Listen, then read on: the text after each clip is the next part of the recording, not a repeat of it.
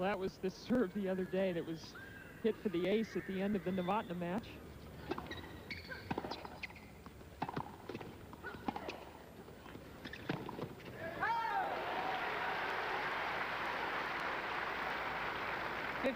Now 15-all usually isn't that big a point, but right now M.Seles needs to get 2 in a row. She does a great job here hitting into the open court. She can get a 15-30 advantage on the serve. It would be big for her. You know, Pam, you brought it up, and I'm watching the statistics now. She gets another first serve in. She's up at the 80-90% bracket in 81% and 91 for the set. It's just terrific.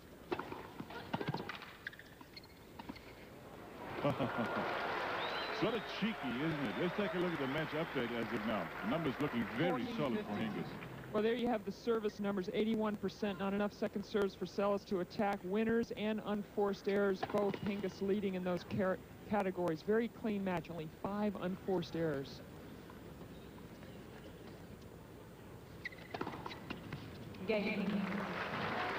And ace. It's 3-1 now, Hingis with a break, 6-2. It has been a great championship here. She will be the #1 player in the world come Monday, regardless of the outcome of this or any other match. First Lipton final since '91 for M.Seles. Sanchez Vicario out early, and the first Lipton final without Steffi Graf for a while. She was beaten by Jennifer Capriati all those years ago, but she was a multiple winner of this tournament. Defeated Shanda Rubin last year and Miko Date the year before.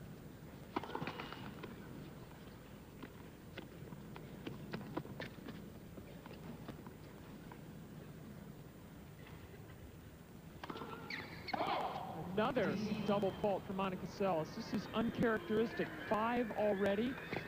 Pam, what is the status, excuse me, what's the status of Steffi Graf while we're talking about her? Well, her knee is getting better. She's going to be starting in the clay court season in Europe in just a few weeks. It'd be great when she comes back and is healthy, and if Monica keeps improving. 3 of them going for #1, as you said, Cliff. 30-50. Oh, that was a fortunate shot for M.Seles. Very few easy balls as Hingis missed today. You always like to get some free points from your opponent, but it's very stingy going right now from Hingis.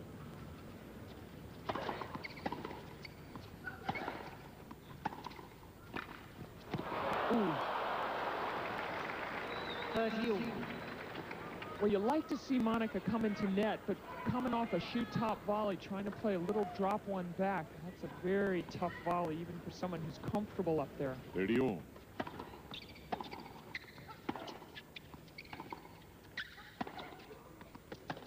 Miss hits.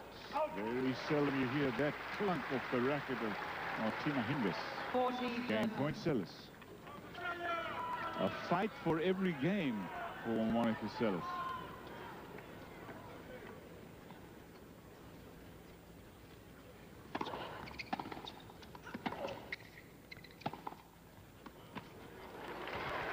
Wow, well, M.Seles having trouble winning points on the ad side. She keeps winning the deuce points.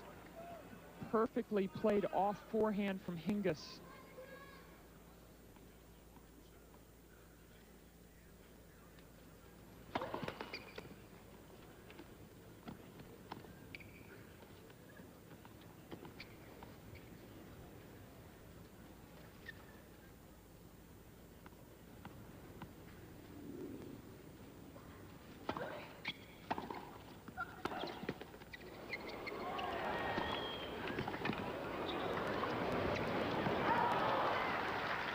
That net court did not do M.Seles any favors at all.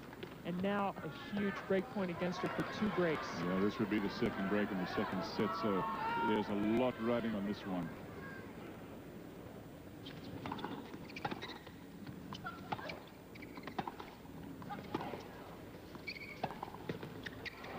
There the break goes to the young Swiss miss, and she has the second break.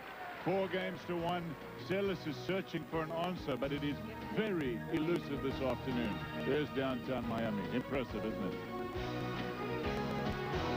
So you take a look at the scoreline there. Martina Hingis first set 6-2. M.Seles able to hold only 1 serve. She's only held 1 serve here in the second set. She's almost shell-shocked by the game. of Hingis, isn't she? Well, she is. She broke Hingis once early goings, but she's not reading the pattern of the Hingis serve well. Martina Hingis loves to serve out wide on the deuce side, and Monica is not stepping over and ready for that, because once Hingis hits that wide serve, Monica's out there hitting her two-handed backhand. She can't get back into court, and Hingis is having easy goings hitting to the open court.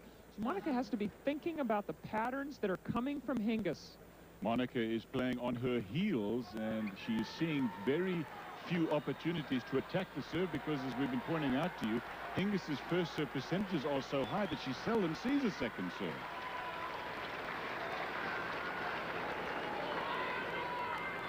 There's Monica's career, 80 tournaments, her record 317 and 39. Look at that winning percentage. 38 titles, 48% of the time, almost half of the tournaments she's entered, she's won.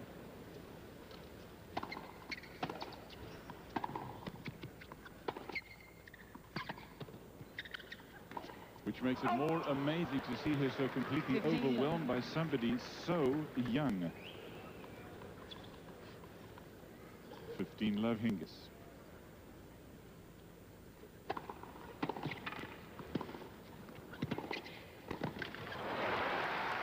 Now, let's not forget that there was a time there for a couple of years when she won just about every Grand Slam that she entered as well. When she was the #1 player in the world, she was that far away out in front of Steffi Graf that it looked like Graf would never catch her.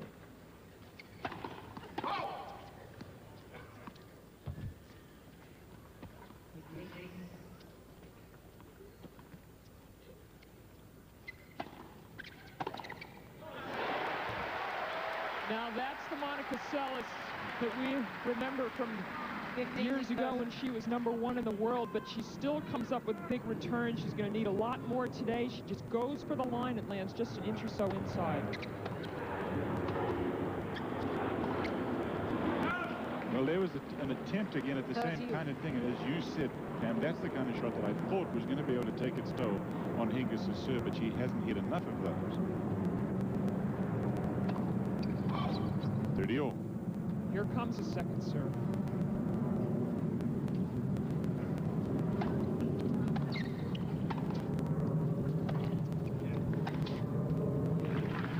And now that was a second serve return that was forceful, and 2 shots later, Seles wins the point. Looks like Hingis' name might be starting to be chiseled onto that Waterford crystal.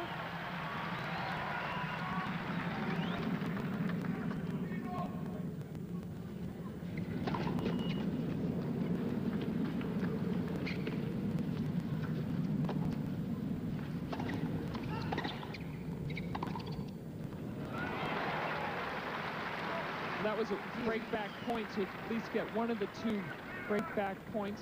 Wasn't it always Monica Seles who was the toughest in a crunch? And isn't it different now? Dangerous. Oh, she got away with it. She shouldn't have. Seles was there in plenty of time. The ball was way high enough for her to hit it just about anywhere. She tried for too much because Seles kept herself right there at the net. Watch this. Well, this is what you do when you play someone who's on a roll, who's playing the best tennis in the world. You just go for too much too often instead of playing your normal shots. That's what people used to do against Steffi Graf all the time, Monica Seles, Martina.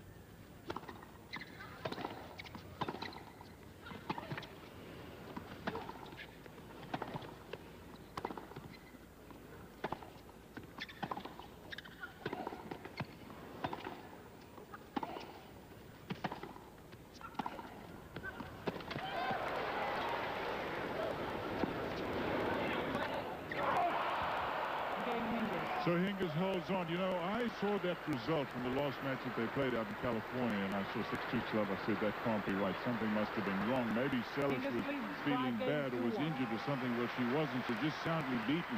And there's Hingis' mom taking a look and enjoying every stroke of this match. But now I see how it happened. Well, just that last point, Monica Seles played a perfect point. Would have won the point against 99% of the players. Hingis got to that last one, played the perfect defensive lob, landing within a foot of the baseline. I think Seles was just frustrated and overhit the overhead. 5-1 Hingis.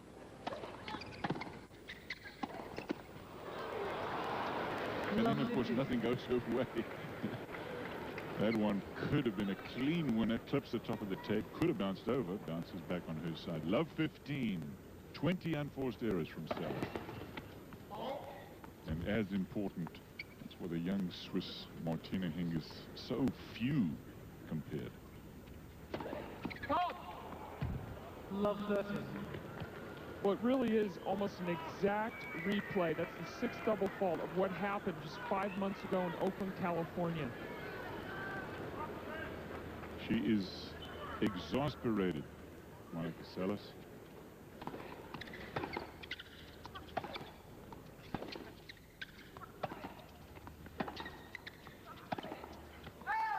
And again, as you said earlier, Pam, that's just an effort of trying to go for too much too soon because you're up against somebody who is so dominant at the time. This is match and championship point.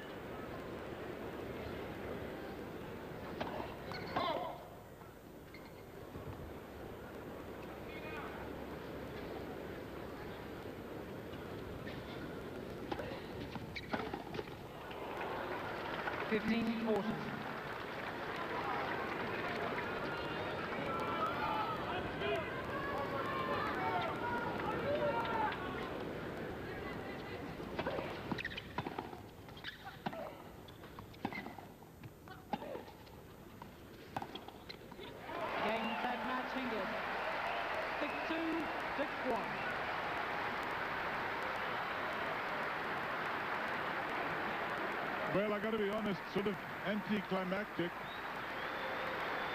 as Martina Hingis makes it look almost too easy. It's one thing in Oakland, California. It's another thing in a Tier 1 championship match. As Martina Hingis rolls out to an easy win. 3 breaks of serve in the first set. And M.Seles was only able to hold serve once in the second set. 6-2, 6-1. The young miss who is going to be the #1 player in the world on Monday when the official WTA Tour rankings come out. But let me make it clear, she was going to be #1 whether she had won a first-round match at this championship or not. That is one happy young lady. She is the Tiger Woods of women's tennis. She has dominated women's tennis. And she has still not lost a match in 1997. Hats off and congratulations to Martina Hingis. We'll talk to her after this.